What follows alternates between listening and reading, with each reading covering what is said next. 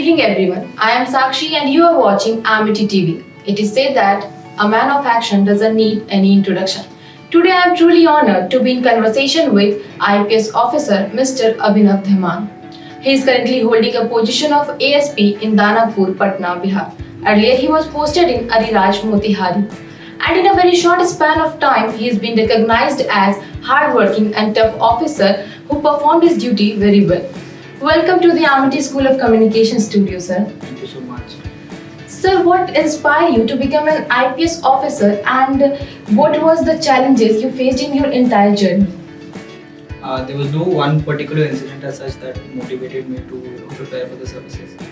I was always brought up in an atmosphere of wherein my father was also in the state police service, so I always saw that motivation and the satisfaction that he drew out of the service. So that was one thing that stuck on to me growing up. Later on, when I started working, is when I realized that I should give it a try. Why not prepare for the services?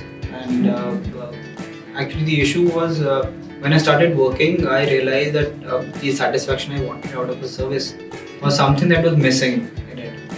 So I had a conversation with my father, with my parents, with my friends, and they suggested why not you give it a shot. So I started preparing for the services. The preparation is a little lengthy in the sense that I had no previous background of preparing for the services. So the preparation itself took about 1 year. After that, I got in through my second attempt.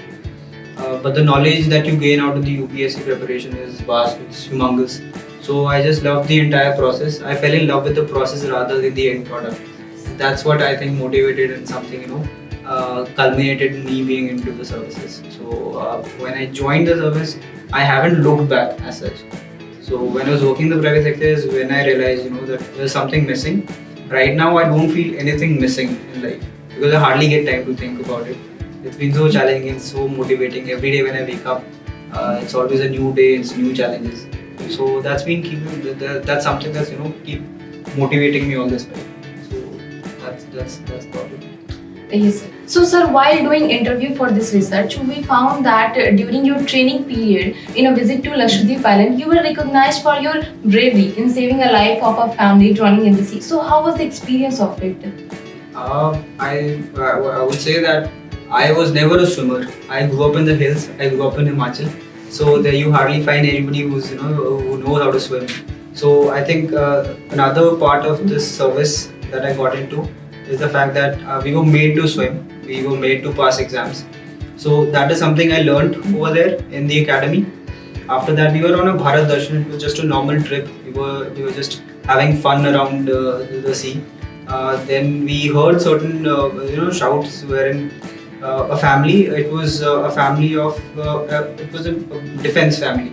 So the kid, one of the kids, they had two kids. One of the kids just went too far into Lakshadweep, the sea, and then we started hearing shouts. We were just playing around, and without giving it a second thought, the entire the team, the 10 people of us over there, we jumped onto the sea without thinking that what would happen. And luckily, we managed to save that person. And we never thought that it would be such a huge event, but that was something. And now when I look back at it, when I think over it, I think that was something I would have never ever thought of doing had I not been into the services. So this is another part of the service, this beautiful service that I've gotten into. Yes, sir.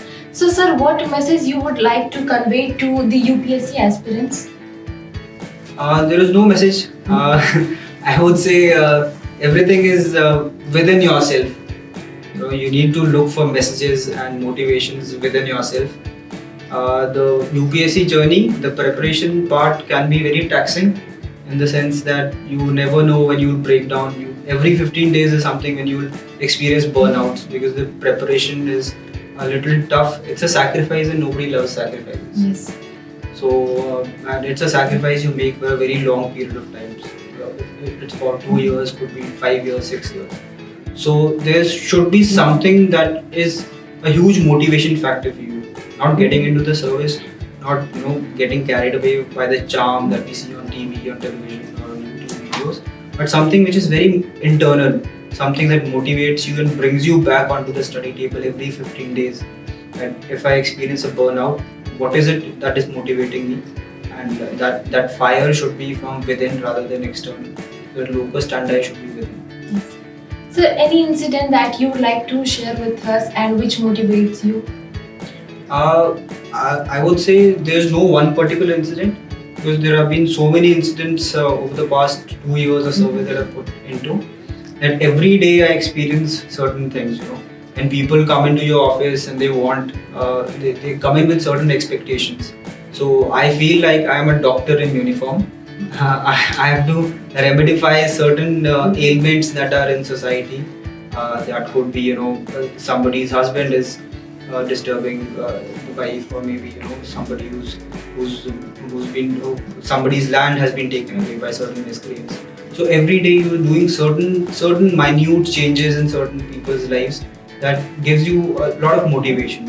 So whenever I see a smile on certain person's face, they come in with a lot of tension and anxiety into your office, but when they leave back, being content with the satisfaction that somebody has listened to my problem, and maybe my problem will be resolved. So that hope that is seen onto the people's faces is something that motivates me. So moving ahead, I would like to ask that how are you feeling here at Amity University, and what message you would like to convey to all the youths? It's a wonderful feeling. It's my first outing outside of my office, and I'm very thankful to the VC and all the support staff here. They've been lovely hosts. Everybody has been treating me very well. I'm very thankful to the entire faculty, the entire logistics team. And I would just say to the students who are young, who are aspiring, that do something that motivates you, do something that you love, do something that gives you pleasure in life, and that should be the message. I think something you can you need to find your calling, and that calling will be found by experimenting in life. Maybe doing something that you love, taking it up with your seniors, with your faculty. So do something that you love and recognize your calling, is what I'd say. Thank you, sir. Thank you so much for taking your time out from your busy schedule, and we are grateful to you. For more such conversation, keep watching Amity TV.